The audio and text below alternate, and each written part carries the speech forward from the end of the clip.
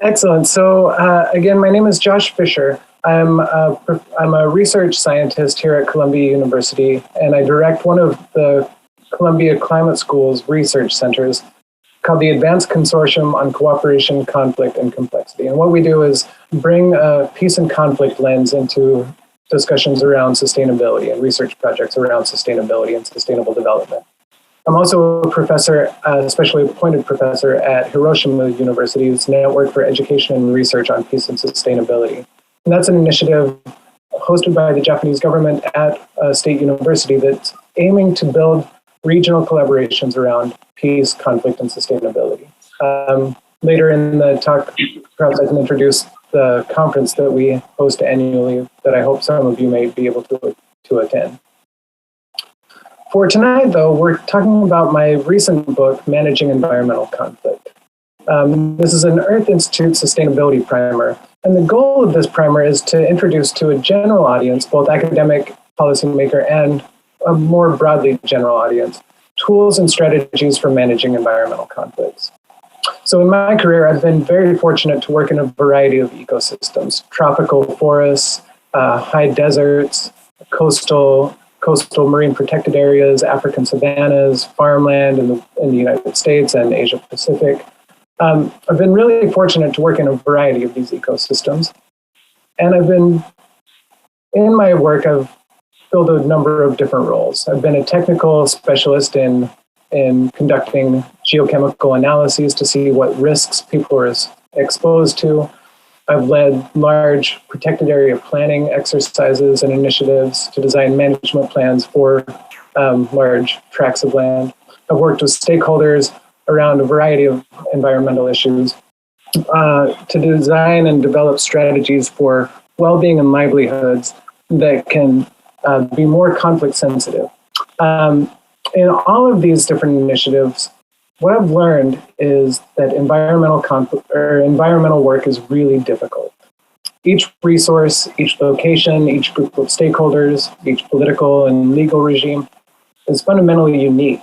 And it's challenging to find universal solutions that can be applied across different contexts. However, despite the variation and the context dependence, there are some things I've seen in common across geography in environmental work. One of the most recurrent themes that I've witnessed is that regardless of the situation, conflict tends to be a common feature of environmental management. It's rare to come across an environmental management decision or environmental action that doesn't result in conflict at some point in time.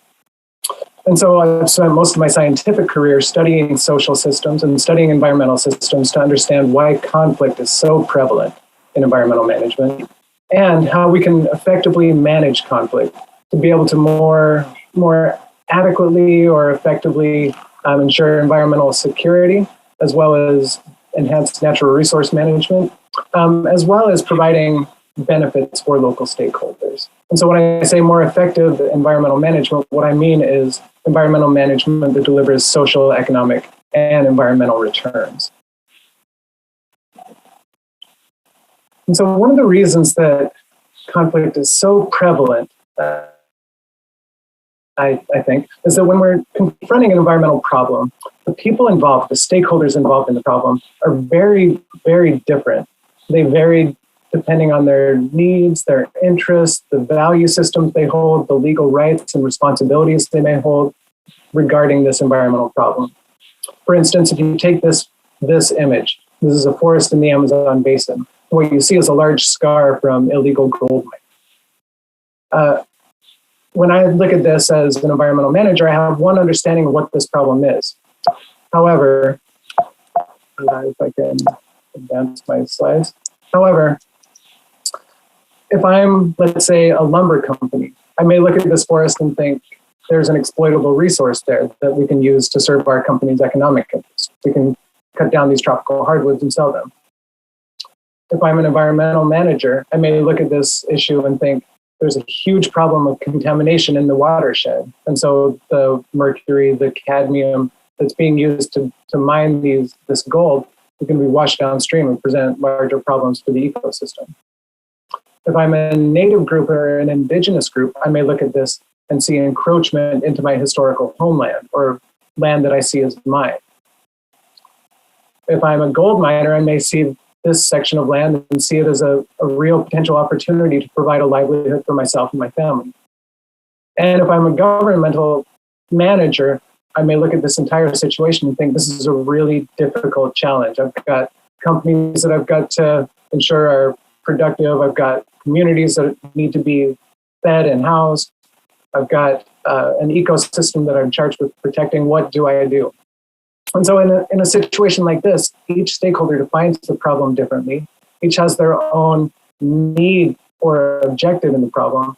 And so they're not fundamentally talking about the same thing. There's no way they can, on the face of it, come together and talk about this environmental problem because they're talking about a livelihood problem, a legal problem, an economic problem. They're not fundamentally talking about the same thing. And that's how this turns into conflict. In systems like this, dynamic systems, environmental systems that are constantly changing, conflict is inevitable. As the encroachment expands, it expands into the indigenous groups' territory and causes tension that can cause a conflict. Or as the state tries to clamp down on this mining, it may prevent access for the loggers and the foresters to come in and cut the trees. And so these changes create points of conflict that give rise to these environmental conflicts. And so that's what makes environmental conflict so challenging. At the start, people are talking about very different things. People have different definitions of the problem. And based on that, first step in conflict management has to be coming to some common understanding. And so, when we think about these ecosystems, the second thing that I've learned is that they are dynamic. They're constantly changing, but they're not changing in these linear processes. Rather, they're changing cyclically. Ecosystems are cyclical. This is a model that's included in the book, but it's taken from ecology that describes the trajectories of ecosystems over time. We start with periods of growth where new seedlings get established. And over time, those grow into stands of trees and move into this conservation phase, the K stage, in the upper right-hand quadrant. And over time, the forest becomes really established. We recognize it as a forest. However, change keeps accumulating. And at some point, we hit a threshold where that structure is released or collapses. We enter the release phase. And as the systems reorganize, enters through this release, it starts to reorganize. So you can think of this in terms of a wildfire moving through the forest. Once we start with a mature forest, a fire comes through, burns down all the trees, we're left with, vacant land. Then in the reorganization process, small grasses start to grow and give some structure to the soil, some stability to the system. And slower growing plants like shrubs and bushes can come in and capitalize on that structure and start to establish themselves, and so on and so on and so on, until we get trees that are really slow growing, but can come in and become the dominant land cover for this system. And so following a disturbance like a fire, we see the system reorganize into the old forest that we recognize. Or perhaps in this case of this forest, maybe after these mines are abandoned, the forest can regrow, or agriculturalists can come in and turn this into agricultural land, and a new stability, a new order gets established until we have a new disruption, a new change that causes the system to collapse and reorganize. And so ecosystems transition through this process of growth, stability, collapse, reorganization over and over and over again. And conflict is similar. Social systems behave the same way. Rather than being linear processes with definite starting and stopping points, conflict is a dynamic, cyclical process. In social systems, conflict isn't necessarily bad. It just describes a situation where people's needs and interests aren't aligned and cause tension. In our day-to-day, we have institutions that help regulate these potential conflicts, laws, regulations, governmental bodies. We also have informal institutions like traditions, norms, cultural artifacts, cultural practices that help stakeholders in a system navigate daily life. And over time, some of those institutions cultural traditions, governmental bodies, laws, become the dominant way in which we manage our conflicts, our potential conflict. The problem is that change keeps accumulating in the system. And over time, those institutions we use to manage conflict become maladapted or misadapted to stakeholder needs. The institutions no longer help me pursue my needs, you pursue your interests. And so as that gap grows between needs and interests and institutional architecture, we reach some point where the change is sufficient to push us across a threshold and that order collapses and we move into a phase of conflict. And at that point, we're seeing the system, the old order, collapse. The institutions no longer serve to manage conflict. And so at that point, we need to find new institutions or reorganize, restructure the existing institutions to help us climb that curve and cycle through the reorganization process. As we move through that reorganization process, we arrive at a new institutional architecture, new ways of managing conflict among stakeholders. And this repeats over and over and over again. Sometimes the system might reorganize into the same pattern. We might rely on the same institutions. Other times we can arrive at an entirely new institutional architecture. The point is, the information from the previous cycle, the history of conflict, the history of interventions, carries on. And so it's not a fresh starting point each time. Rather, we're in a living history, and all of the previous cycles are important. And I like to think of it this way. In that reorganization process, the same system can look very different depending on that new architecture. It can look like a mountain grassland. It can look like an established village, or under a different climate regime, it can look like a desert. So that same system has the ability to take on different patterns. The challenge for environmental conflict and the goal of environmental conflict management is to help the system reorganize in a way that's most beneficial for the largest number of stakeholders without compromising environmental integrity. And so I think of it in terms of small little interventions being able to scale up over time into a systemic transformation. Just like grasses after a wildfire can give some stability to the soils that can then scale up into a mature forest, small interventions in an environmental conflict can scale up over time and give stability to the system and enable a new order to take hold. And so my book describes a process that consists of an analytical process to help stakeholders understand the trajectory of the system, and a process for managing or working together collaboratively to address these conflicts. And so, borrowing from this ecological model, the book describes how we can use this framework to understand and to work with stakeholders in conflict to understand what changes are occurring in the system that could lead to conflict, what social and institutional vulnerabilities there are in the system that could lead to a collapse or lead to conflict, what potential flashpoints or triggers could spark a conflict, a new conflict erupting. This could spark the system to collapse. And based on all of that information, which actions, which initiatives, or which interventions might be able to facilitate the reorganization of the system into a more beneficial state. Again, where beneficial is socially, economically, and environmentally beneficial. So that's all great, but the final piece of it is who needs to be involved in these processes, and how do we encourage them to jump into or agree to be involved in a collaborative process. So the book describes these processes. The key is to avoid conflicts escalating into a destructive set of patterns. So this is a graph from the book that describes how conflicts move over time or how they evolve over time and how they can escalate from just simple differences of opinion or contradictions or incompatible needs into, in the worst case, all-out violence or war. If we don't go to that extreme case, we can think of large political deadlock or legal battles, right? Really entrenched dynamics. Those are what we call destructive dynamics. When it collapses into this place, it's really hard to move the system into a more cooperative, more constructive way of engagement amongst stakeholders. So the key is to build social capital among stakeholders.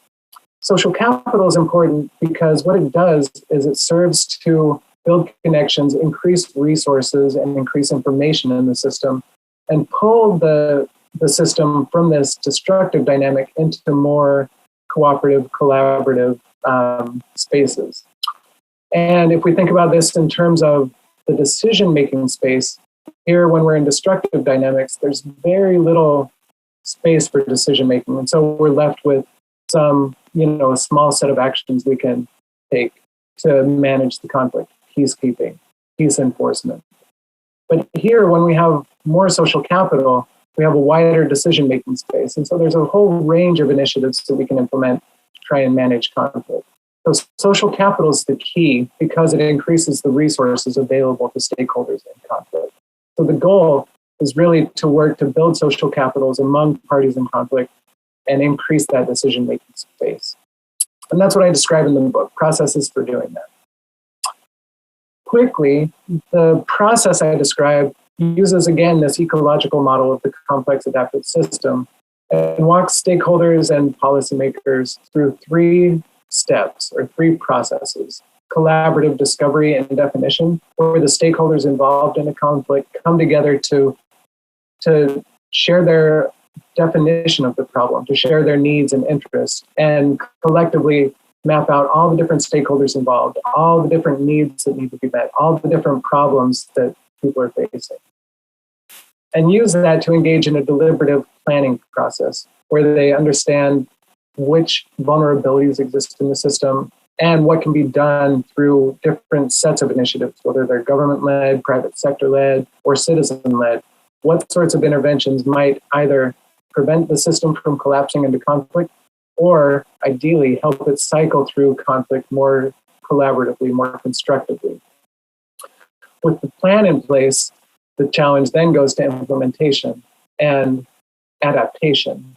And so rather than being fixed, firm plans, we need to have adaptive interventions because change is constantly impacting the system. So we have to be able to adapt to new conditions and new dynamics as they emerge. And so the third process is collaborative learning and adaptive action, where we start to implement, monitor, evaluate, and adapt our plans. And the goal then is to cycle through iteratively these processes of conflict and collapse and reorganization more constructively. The more collaborative and constructive we can be, the quicker we can facilitate this reorganization process, and the better we can adapt our interventions to change the system into something more beneficial for more stakeholders. To do that, there are 3 engines for collaboration, or 3 gears in an engine, in the motor, if you will. Those are principled engagement, shared motivation, and capacity for joint action. Each one functions independently and serves a different purpose. Principled engagement serves to create a shared normative framework or principled framework where stakeholders agree to a process and inform that process with their individual needs, interests, definitions, etc. The second piece is building off those principles to create a shared identity as members of this collaborative governance initiative and increase over time our motivation to work together through building trust, building understanding, having an internally legitimate governance body, and having an externally legitimate governance body. And as these components start to work together, we increase our shared commitment to the process and our motivation to be involved in the process. That's all fine and good, but the third piece is really critical, and that's building capacity among the stakeholders for joint action. So it's great to have the rules that we're going to engage each other on and the motivation to work together, but unless the process works for the different stakeholders, unless it helps me meet my needs or increases your resource base, we're not going to continue working together. The same could be said for having the capacity and building capacity and shared motivation, if we can't agree on the rules that we're going to engage each other on, then over time, as change accumulates in the system, we may have a fundamental disagreement on what's ethical, what's fair, and we can see the system break down. So each of these is a necessary component to collaboration, but individually they're not sufficient to enable a collaborative process. The goal for collaborative environmental conflict management then is to create this collaborative ecosystem that functions and is self-reinforcing, and to build learning into the system so that inevitably when we face a new environmental challenge, a new problem, or a new conflict, we learn how better to work together. And over time and over cycles of conflict and reorganization, we can establish a new institution, a new culture of collaboration among the involved stakeholders, and better adapt, more quickly adapt, and more effectively adapt. And so I think of it this way in terms of moving through this cycle, the complex adaptive cycle, to ultimately prevent a conflict from collapsing into this destructive space and open the system into a more collaborative space. Planning small interventions that are based on these three motors that can scale over time into a new arrangement in the system, a new way of governing the resources in question or the environmental problems in question, and nudge the social and environmental system to a more beneficial state. And that's what I describe in the book, a process for assisting stakeholders move through this process. One of the big questions is this process right for all stakeholders or all conflicts? The answer I hope to discuss with my colleagues is probably not. Not all stakeholders come into this with equal power. Not all stakeholders come into this with the same sets of rights or legal responsibilities, or capacity to engage or willingness to engage. And so in the book, I describe some simple frameworks and some simple questions to help stakeholders involved in a conflict diagnose or assess whether or not this approach is right, or some other sort of top-down or more direct intervention may be necessary. If the conflict's already in this destructive space, we may not be able to use collaboration immediately. Rather, what we might need to do is use some small actions, like a small intervention, like an interdiction or a government program, and couple that with some softer skills, some softer processes that bring sets of stakeholders together to start to build trust. And then over time, each of those individual initiatives might be able to scale into a system state where people are more able and willing to collaborate. So at the outset, I described a couple of patterns I've noticed. Conflict is prevalent and almost omnipresent in environmental management. And these systems are cyclical. They're constantly dynamic and changing, but in ways that are cyclical through these processes or through these phases of organization, stability, collapse, and reorganization. The other thing I've noticed, though, is this third pattern is that more often than not, stakeholders in an environmental problem really do try and collaborate. It's the way that we solve most of our problems in daily life and environmental management. A lot of times those collaborative initiatives aren't recognized, and they're certainly more quiet and more mundane than destructive conflict. And so we tend to forget that more often than not, we collaborate. Think about your own mornings. How many people have you been in direct conflict with?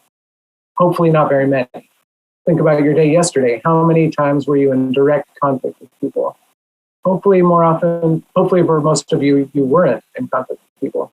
Why? Because we have these formal and informal institutions that help us navigate life. And we use those to coordinate our actions and to navigate social tensions. The same is true in environmental management. More often than not, I see people cooperating and collaborating. Now, as I said, there are some instances in which there are heavy-handed actors or actors that don't want to engage. And so in the book, I've included several case studies that include oil companies and mining companies and government actors and conservation NGOs and indigenous communities, all working on the same problem, who have used this framework and components of the framework to come together to solve some of their challenges in ways that have resulted in environmental benefits, economic benefits, and enhanced social capital. And so I used in the book some of these case studies to illustrate how even with some reticent actors and some really challenging situations like illegal gold mining, actors are able to set aside some of their fear, some of their mistrust, and come together to create collaborative strategies for problem solving. And so as I think about my own career and my own work in many different contexts, with the threats of climate change and biodiversity loss and all the security challenges we're seeing across the world, it's easy to get sort of disheartened or lose hope. But in my own experience, in my own career, I'm quite hopeful. In almost every place that I've worked, I've seen people really come together to collaborate and to find strategies to solve environmental challenges. They're not perfect and they're not sort of panaceas, but what they do is create social capital, create some foundation for trust, and enable stakeholders to work more effectively together in future iterations of conflict. And so I'm hopeful. And I hope that after this discussion with my colleagues, you all leave this talk with some hope as well that collaboration is possible, that conflict management is possible, and that together we can build a more sustainable world. First of all, I'm very glad and very honored to be invited here. And I think Professor Fisher's book and your model is really fantastic. And the model is beautiful and also very inspiring. Because I am from the School of Public Policy and Management, so I always look things like from the perspective of policymaker or perspective of governments. So, but your model is actually described the interaction between the social ecosystem and the environmental system, and so I think that's very helpful, even for me or for the policymakers. And back to Professor Guo's question, I think yes, in China there are lots of environmental conflicts, especially in recent decades. Since I also work for a center, which is a Center for Industrial Development and Environmental Governance. So I'm frankly looking at the conflict between the environmental and industrial development. So I think in recent years, because China is rising up during their economic reform, so those conflicts are quite frequent to see. But I think perhaps maybe. In China was still in the left side of the coordinates curve. So I think mainly the conflicts are caused by those actual laws. So those conflicts are among between the firms, the industries, and the local committees and local citizens, and so there therefore. I think it's like a net zero game. So then the government jumped in and make some, to identify some common interests, and then as our Chinese will say, to make a larger pie and to make the game be a win-win game. So I think in last 2 decades in China, our policymakers are following those approach, and the second, there are some other environmental, which is not related with these actual laws, but with those perceived uncertainty, and so that's also cause lots of fear, anxiety, or in the public. So, for example, the nuclear plants. I think after Fukushima accident in 2011, and China actually stopped to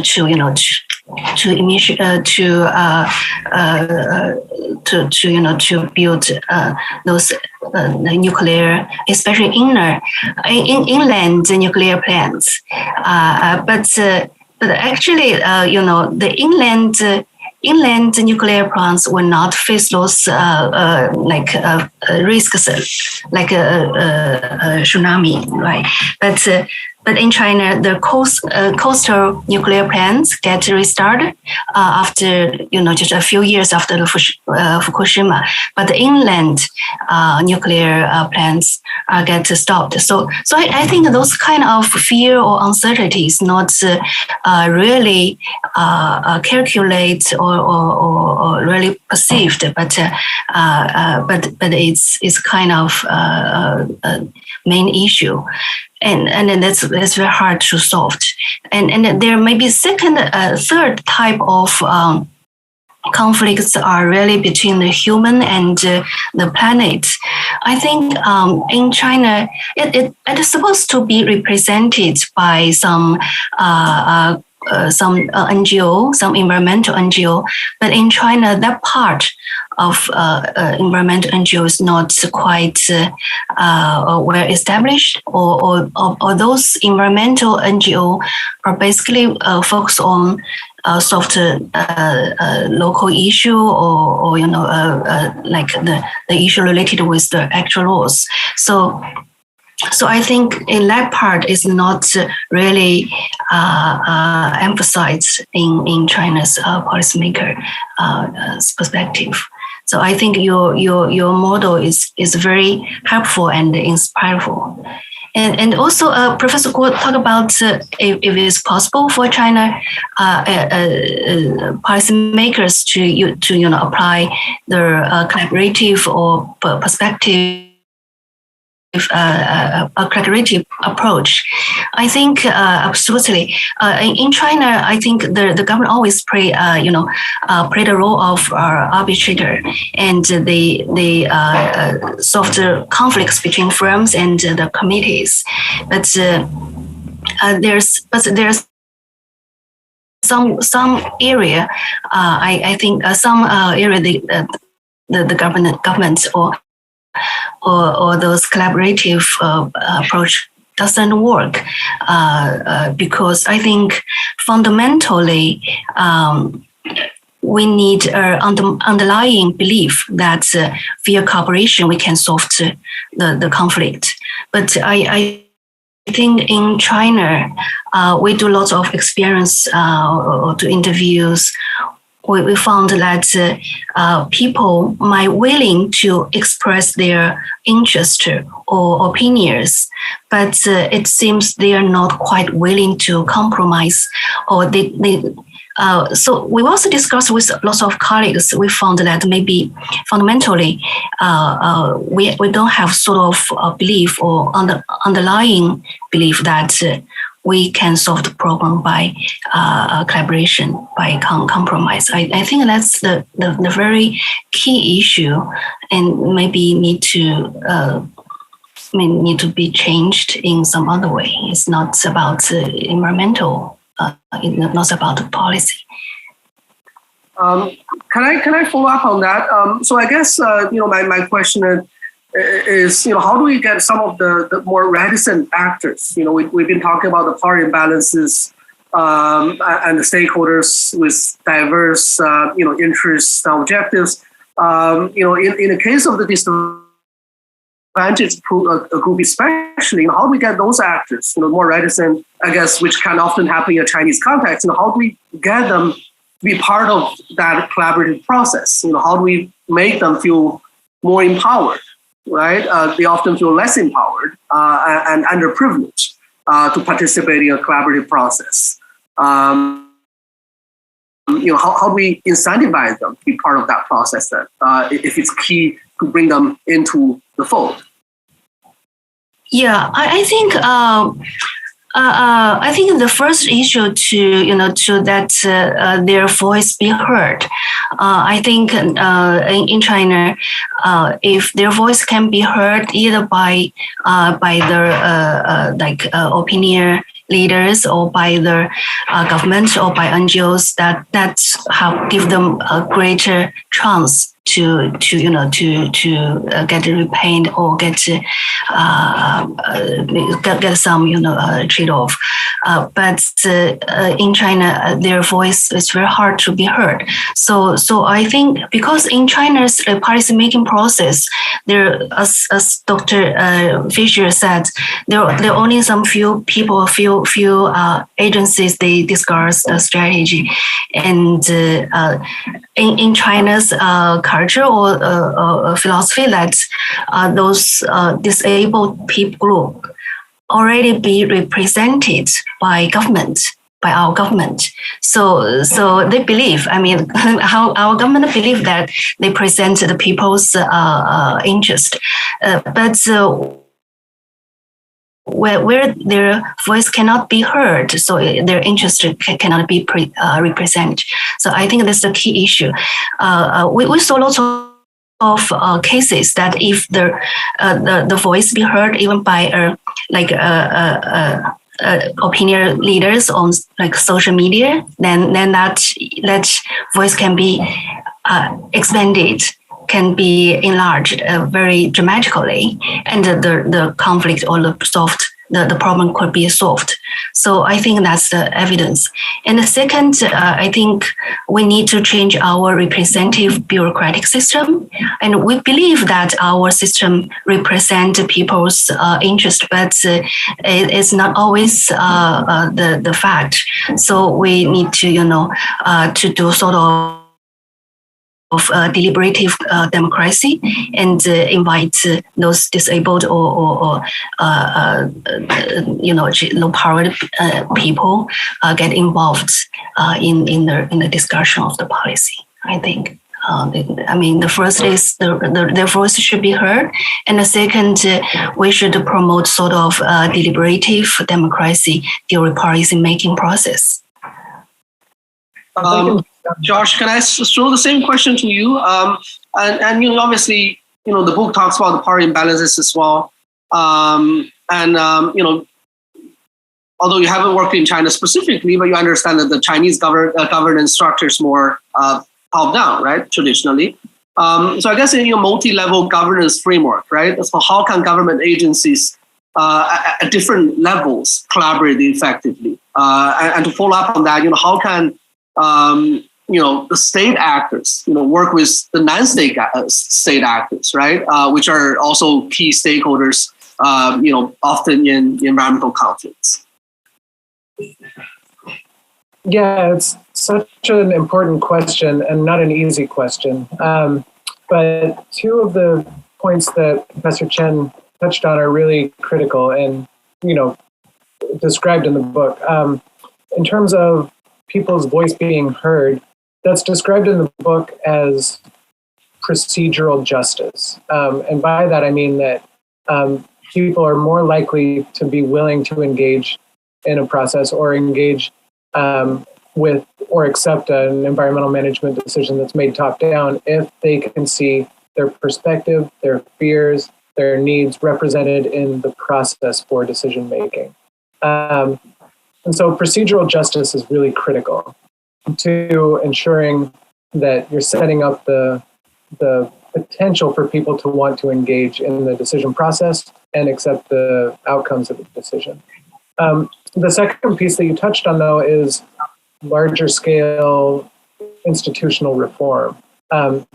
As you mentioned in your initial comments, understanding which institutions are no longer adapted to the needs of different stakeholders, including the government all the way down to the most disadvantaged people.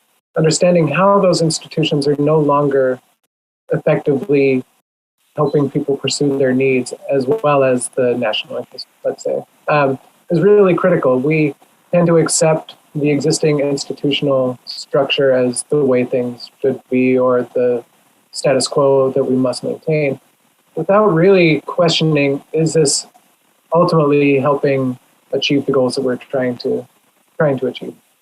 Now, large-scale institutional transformation is a long, slow process, as well as building people's confidence in a process that they've historically seen as unfair. And so, again, the small little initiatives that are almost like seeds that can be planted. A government representative has a different set of interactions with a couple of stakeholders. That simple act can be a seed that can grow over time, as long as it's nourished, as long as it gets more people involved, or other bureaucrats come on and see the value of doing this. Those small little initiatives can grow and scale into larger transformations. And so when I think about environmental systems and environmental conflicts, I think about them on these ecological scales. We have a forest, we have a grove of trees in the forest, we have sets of organisms that are associated with those trees, all the way down to the microbes in the soil. It may not be possible to change the forest overnight, but what we can do is alter the soil chemistry, or what we can do is eradicate the invasive species, or what we can do is ensure wildlife corridors. Small little things that over time can scale into larger transformations. And so I think that's the key, is building multiple of these smaller little experiments that scale over time. Of course, the threat is people don't want change. Not all actors want change. Some benefit from the status quo. And so the question then is, what other experiments or what other initiatives that are seemingly unrelated can we implement to try and reinforce the actions that we're taking on the specific problem? For instance, I've never worked in China directly, but I've worked on many environmental problems with Chinese companies involved, or that involve Chinese foreign policy, for instance. And again, the same sort of logic implies I can't do anything as an external scientist, an independent scientist, about Chinese policy or Chinese corporate policy or a Chinese company's policy. What I can do is identify who the different actors are, how their needs are and aren't aligned, and what institutions might help the entire constellation of social actors work together more effectively. So, for example, I've worked in Papua New Guinea quite a lot, and there are many different actors, multinationals, national companies, local communities, all impacted by mining. The Papua New Guinea mining code enables certain practices that aren't environmentally sustainable. And certain companies benefit from that, and I can't do anything about that. And the local communities don't have much power to do anything about that. But the local communities do have some stake in individual mines or assets. And through environmental fact-finding or through joint monitoring of discharge from a mine, they can start to have a voice in the environmental management process. And that doesn't create trust, but what it does is start to build a relationship. And as long as people keep coming in good faith, and there's a responsive member of parliament, for instance, those small little things like joint environmental monitoring can scale into ultimately the renegotiation of a mine lease, or the operating permit that stipulates what can happen in the mine. That renegotiation couldn't happen without many smaller initiatives being implemented earlier on. But over time, they can scale and result in changes that impact Chinese companies and Papua New Guinea law and the lives of local community members, as well as the community members who work in the mine. And so this is a long answer, but it's just to say that these smaller initiatives can really scale and have.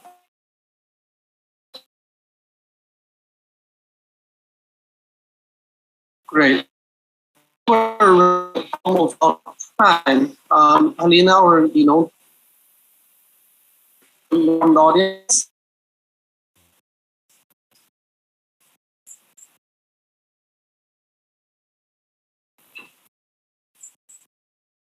Elena, or someone from the audience is willing to ask a question? Not yet. Maybe they will raise the questions later. Okay. How much time do we have left? We still have a half hour to go. Oh, half an hour. Okay. I thought we're done at 10. Okay. Okay. Yeah. So I have more questions here. But I like to also hear from the audience. So I'll ask a couple more questions, and then maybe we can go back to the audience to see if they have anything to say. I guess Professor Chen, I'm always curious. I know you have worked on the supranational level in terms of environmental conflicts, in terms of international climate negotiations. Do you see, obviously there's a lot of conflicts there as well, right? Do you see a parallel, with discussions at that level, how we can bring, obviously countries, right, with vastly different together and strike, Well, thank you for your question. I think there are two different ways of Chinese government's approach, which is very different.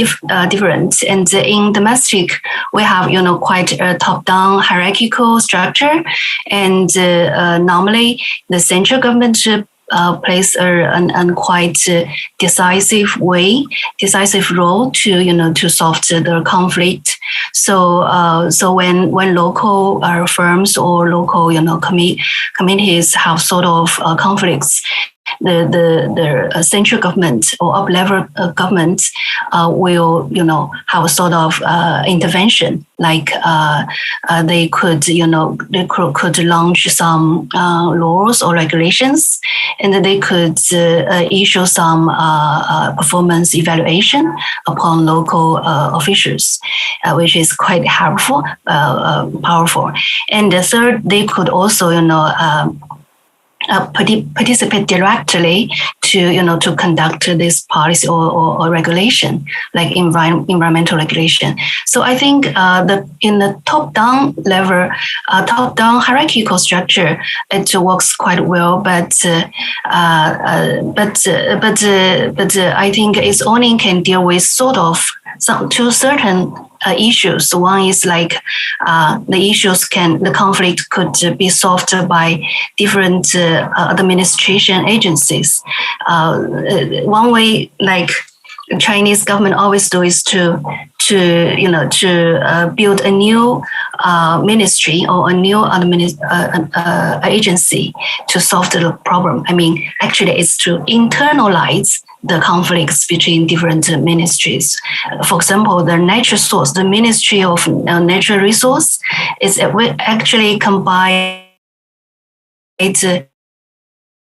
some responsibility from the the planning committee and from the Ministry of like the urban and rural development, and some responsibility from the State Bureau of Forestry or some other and some other ministries. So I think that's the way Chinese government always do, is to internalize the conflict, and that's I think the traditional way, and but it's not the way that I would promote. I would say I would say the transparency and the credibility was more important than efficiency or decisiveness.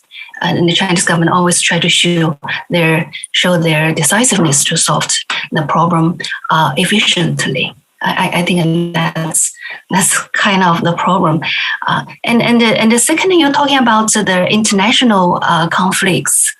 I think China in recent decades are trying to play a more important role in those, like, for example, the global climate climate change issue and some other issue.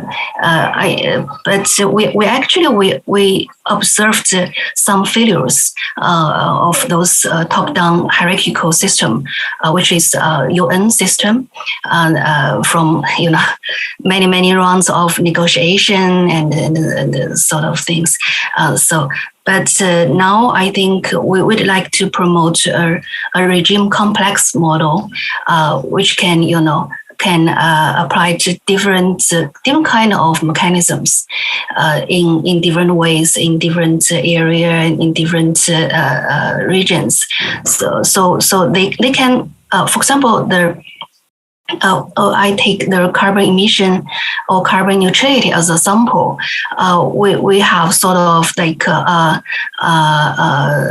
carbon market, and the government issue those carbon those carbon issue also things they trade, make a carbon trade market.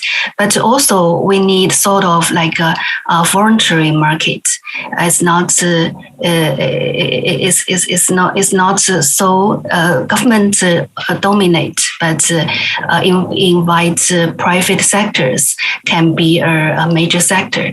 And we also can invite some geoengineering system or technologies. We also can invite scientists or some other NGOs, so that make the regime complex be possible.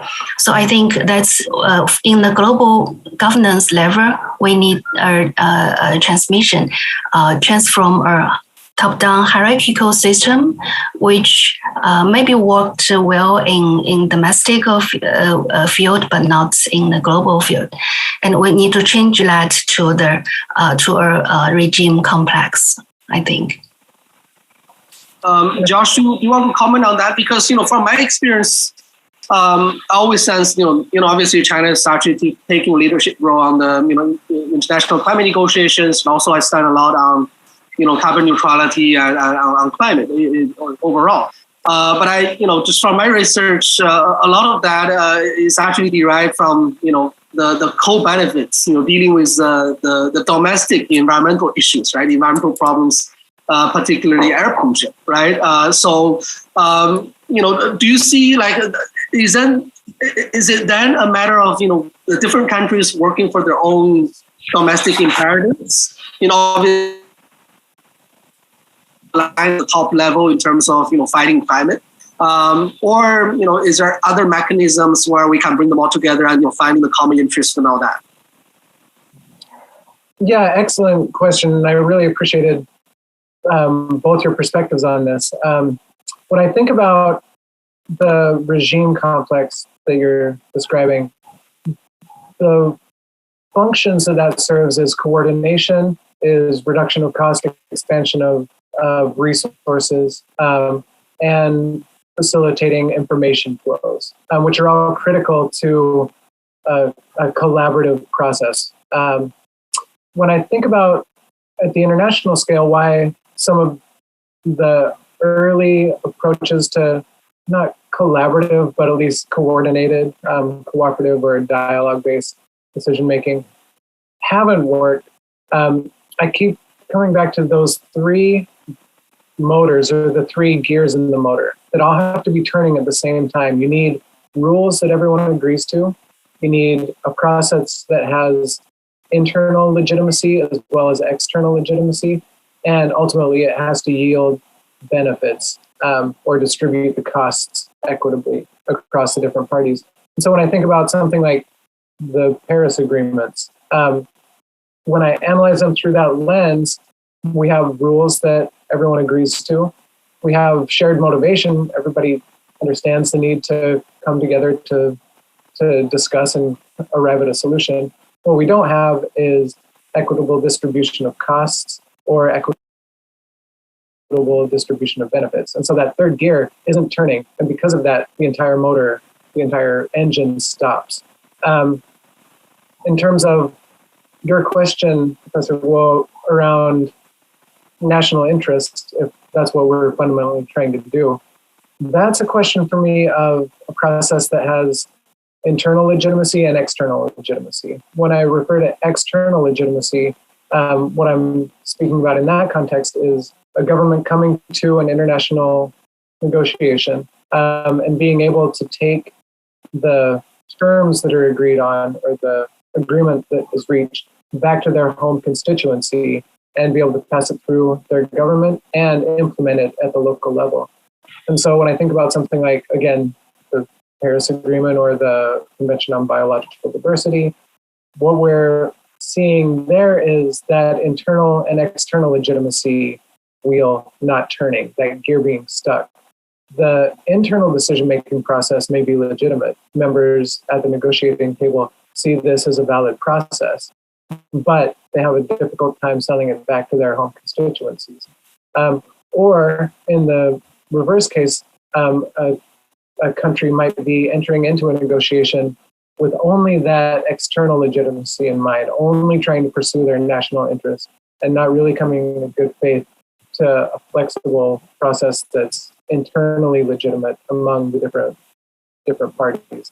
And so, again, I think this framework's useful for understanding, for diagnosing why a certain process has failed, why it's not delivering certain results. And when we use it diagnostically, then we can start to see, oh, this isn't working. We need to restructure the principles or the rules of engagement.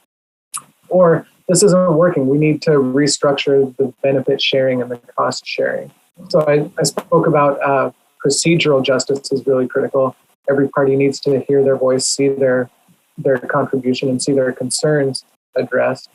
But we also need distributive justice, meaning that the agreements that are reached have to be seen as equitable by the different parties, both in terms of the benefits and in terms of the costs and risks.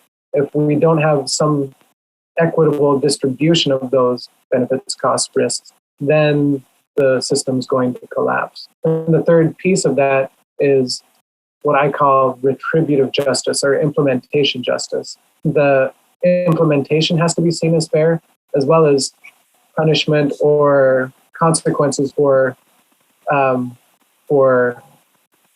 bad actors or actors who fail to implement the accords. That process of punishment or bringing them back to implementation has to be fair. And so if we don't have, just like those three motors of rules, motivation, and resources, if we don't have procedural, distributive, and retributive justice, then the system's going to stall and break down. And so any governance regime, back to Professor Chen's conceptualization or construction, any regime that doesn't have these three motors turning and those three principles operating is going to have a real hard time being implemented. But fortunately, the good news is using these simple diagnostics, we can understand exactly where we need to spend some more time deliberating or refining and revising our engagement strategies. That's very interesting. Maybe environmental justice can be your next book. We have an interesting question from the audience. For Professor Fisher. I don't know if you are familiar with some of the infrastructure projects, by the China's SOEs, in some of African countries, other places as well. Sometimes they encounter problems, with governance, with local communities. Many of those, involve the environment, the natural resources in those places. Do you want to speak to that question? Yeah, so I'm familiar. Professor Chen comment on that as well.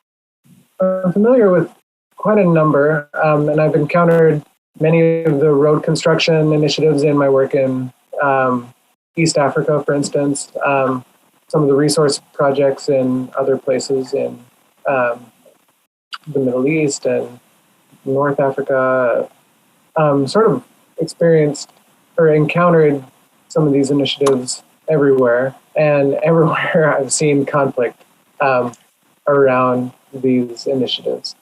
And again, the question is, why conflict? What about this initiative is causing conflict? How is it not aligned with local stakeholder needs? How is it not aligned with national interest of the host country?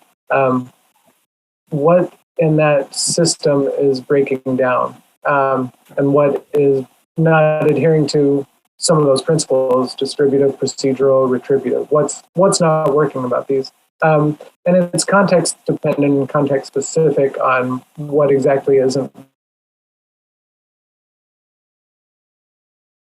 But importantly, to the question of what to do about it, it depends who you are, and it depends sort of what your issue with the specific initiative is. But there may not be much that a local community can do to stop a road from being built. Or there may not be a lot that a local municipality can do to get a better share of the benefits from this company. But we're in a complex, dynamic system. And so there are multiple nodes. If you visualize a complex system, multiple nodes of interconnectivity, multiple social networks and actors at play. And so you may not be able to do something in the short term about this one specific initiative. What you might be able to do is, if you're in an electoral democracy, then you might be able to band together with civil society organizations and elect different leaders. Or if you're in a context where there's strong rule of law, you may be able to use some of the existing institutions to identify some of the sources of corruption at the local level or at the national level, and use those levers to change the operating context, so that as the initiative continues to expand, it becomes more fair down the road. It won't solve your immediate need, but what you might be able to do is create a more equitable, fair, environmentally sustainable context moving forward, which isn't a satisfying answer, but in the face of really strong power disparities, there may not be a lot that you can do in the immediate moment. That said, we have, as societies, all these formal and informal institutions. And so increasingly I've seen some of the Chinese multinational, or some of the Chinese companies involved in these initiatives increasingly responsive to reputational risk. And so things like social media might be an informal institution that can be leveraged to call out some of the human rights abuses, for instance, in some contexts, or some of the environmental challenges in other contexts, or some of the infrastructure issues that are cropping up in other contexts. And so you may be able to use the reputational risk as a lever, try and incentivize the companies to do business better. Likewise, increasingly, international law is a lever that governments are responsive to. And so as a signatory to certain international accords, governments have a responsibility, a legal responsibility to fulfill and advance the right to water, for instance. And so that might not change the company's behavior, but it might be a lever that can be used to incentivize the government to do things differently because they have this legal responsibility. And so if you look only narrowly at the contract between the two governments, between a government and company, there may not be a lot to do. But if you start to diagnose the wider system, you may see some leverage points that can be used to maneuver one of the parties into a better set of actions. And again, I've seen this pan out, and we've published a few papers where these different institutions, these international institutions or informal institutions, have been used as leverage points to pursue and ultimately accomplish better environmental agreements. Dr. CHEN, you want to comment on that? I know there's a question from the audience on the NGOs. Maybe you can respond to that as well. I think, for that state-owned companies question, I think I also interviewed some state-owned enterprises in Africa and overseas. But I think one key issue is they still feel like they are Chinese SOE, state-owned enterprises. I think they need to change their role from a domestic firm or SOE firm. They get orders from China's headquarters, and change that role to a pure international company. And so as an international company, I think. Is the three levels to governance. That's the issue. One is for those international regulation. For example, those ISO 40,000 series standards they need to meet, and in the second level is the country level. They need to meet the host country's standard or regulation, and also maybe China's regulation, and the third level is their own firm's governance level. They might be, build, for example, to build a ESG governance structure in the board members, sort of things. So I think those firms need to forget about the shareholder structure, and they neither they're hosted by the state or by the private sector or by the public capital market. So they should act as a multinational company. Like that's, I think, the way to solve it. Then we can apply Fisher's model, to deal with those conflicts. Well, I just want to add up that. Great. Do you want to respond to the NGO question? We have another question on the NGOs, which you have mentioned. What's that? Let me see. NGO, what's that? NGO should be encouraged to develop a democratic and coordinated mindset to resolve the environmental conflicts from your field. Well, yes, I think in China's environmental NGO, they have sort of three stages. I think in the earlier 2000 years, those NGO actually play kind of active role to lead sort of environmental protester or movement. For example, like Nujiang issue or some other issue. And the second stage, those environmental NGO just play. I mean, those environmental movements get lead not by NGO but by some local elites or local intellectual or some opinion leaders. And let's say second stage, and the third stage in China's environmental movement always lead by not environmental NGO but those social media opinion leaders.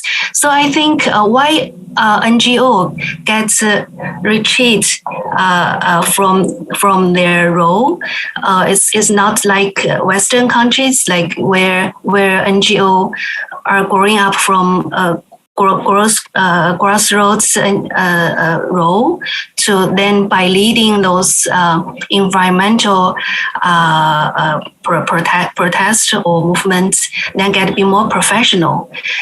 Then professional NGO could be provide some advices to government. Then get gradually those NGO be institutionalized into the policy making system. Then the movement, the environmental movement gets more and more peaceful, because their voice be heard and their advices be taken. It's not kind of the same way in China. I think one way is that in China, those NGO feel it's not safe or not quite legitimacy for them to move lead sort of environmental movements. If they do so, they might feel lots of problems. Since now NGO get to also be institutionalized, they provide their outcomes or provide a service which the government wish them to deliver. I think it's quite collaborative. And the second is maybe in China, those kind of movements did not always don't have a good result or good experience. So they learn from their experience that decide to retreat from that area. So I think NGO now can play pretty critical role in regulation. For example, to collect information for environmental or pollution information to the government, and to help firms or local government to find the polluters or find the problems and urging them to solve that problem. That's their mainly a role. So did I answer that questions? If I can just add on that, when I presented the framework and the questions that this framework can help answer, one of the questions is who to involve and how. And if we diagnose the issue of NGOs specifically in China and China environmental policy making, there may not be a role that NGOs feel is procedurally just in direct engagement with the conflict that they can take. There may be too many risks or too many reputational risks. They may not have a procedurally just process that they feel they can engage in. That isn't to say that they can't be involved at all. And I think what you're describing, Professor Chen, is functions that they can fulfill that can be part of a larger initiative at managing the environmental issue or the environmental conflict that don't expose them to risk. And so that's, when you're looking at the entire system, where can different actors effectively engage? And what resources, what knowledge, what information, what skills do they have that can be leveraged to arrive at a more equitable, more environmental sustainable arrangement?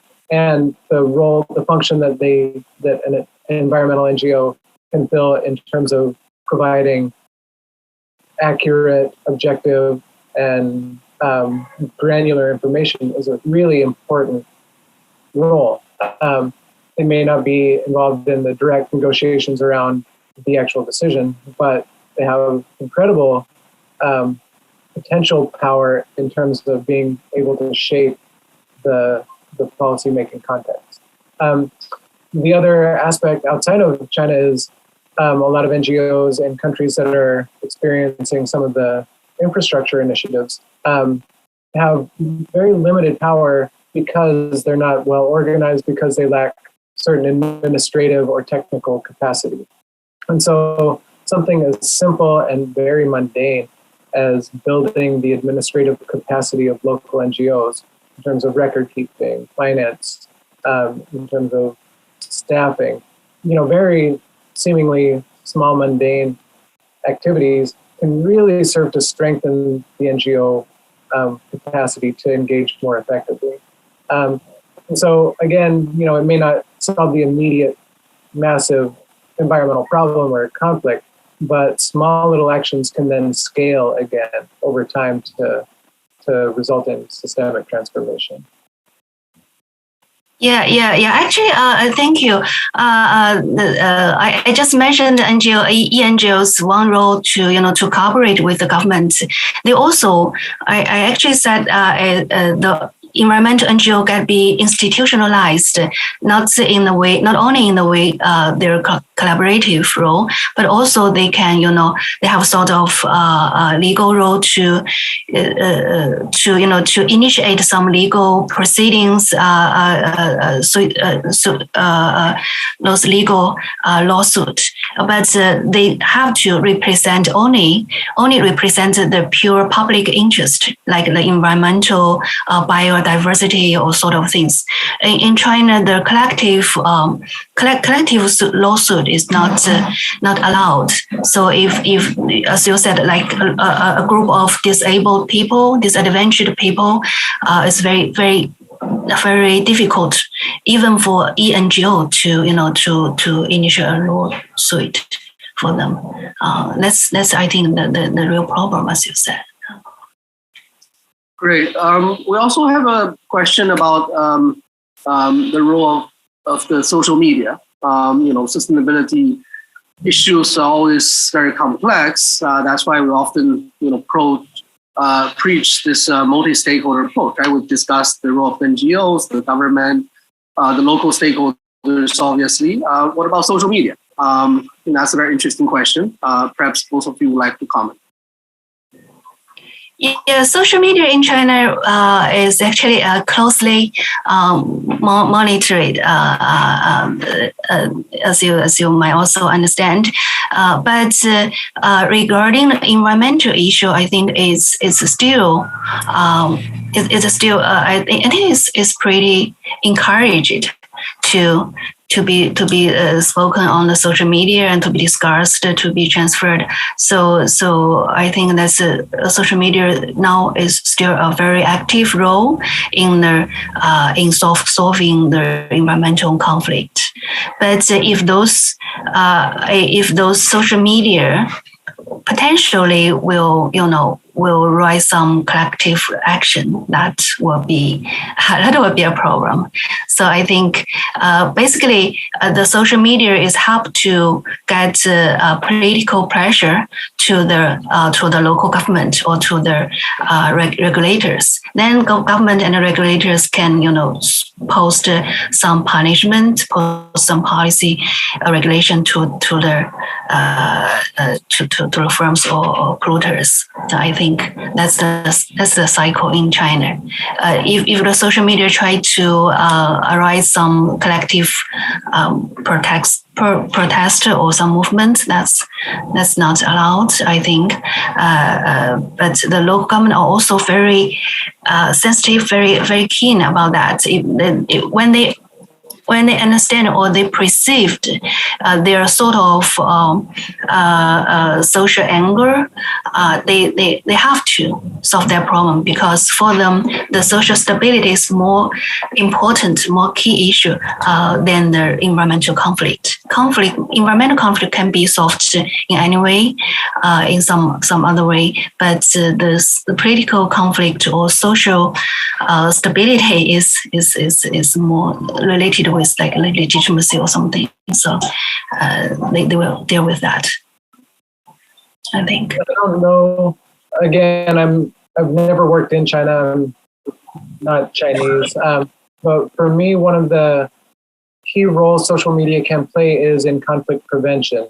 A lot of times conflicts arise not because of some malicious actor, but because grievances can scale over time. I'm exposed to some risk or suffering some harm, and nobody's doing anything about it. And I get angrier and angrier, and my community gets angrier and angrier. And so when that happens, a lot of the conflicts we see erupt because there's a lag between information being distributed and some sort of action. And so social media can play a role of flagging an issue that needs to be addressed so that the responsible authorities can intervene in a more responsive manner and intervene before it escalates to widespread social action or social collapse. A last question, I guess, for Professor Fisher. Where can we purchase the book in China? Is it available in China? So the book is published by Columbia University Press. I'm not sure whether or not it is being distributed in China right now. My understanding is that it is. And so the Columbia University Press website, I wonder if I can post it in the chat box. Just 1 second. The Columbia University Press website is a good resource. Also, the Columbia University Library has, let's see if I can chat. The Columbia University Library has the book on electronic copy. So the Global Center in Beijing may have access to the libraries and may be able to help facilitate access to the electronic version. Amazon here in the US and in several countries is distributing the book, so you can purchase through Amazon. And I believe the Columbia Press can distribute and ship to China. But honestly, the electronic copy probably has a lower carbon cost. Yeah. Great. I think we're out of time. I would just say, finally, I understand from today's discussion and also from reading the book, as Josh put it, that environmental conflicts are actually, omnipresent, but collaborations are also everywhere, right? So, I take this very positive, message from our discussion today, that collectively, the media, the NGOs, the governments, obviously local stakeholders, we can work together, probably not to avoid the environmental conflicts, but to take them on, right? And to overcome the environmental and climate problems of our age. I don't know if any of you have some last words before we wrap up, or give it back to Ling. Just the idea, as you said, that by pooling our resources and pulling together in this collaborative fashion, we can expand the decision-making space and expand the information that we're using to solve problems, and expand our ability to do so in a way that is value additive for all parties. The key is making sure those three motors are turning in that collaborative scheme. And like you said, conflict is going to inevitably arise again. So the question, I think the challenge for us is to prepare ourselves to be able to more effectively work together for the next conflict, and the conflict after that, and the conflict after that, and make sure that environmental concerns are built into those discussions so that we're arriving at agreements that are forward-looking and future-looking.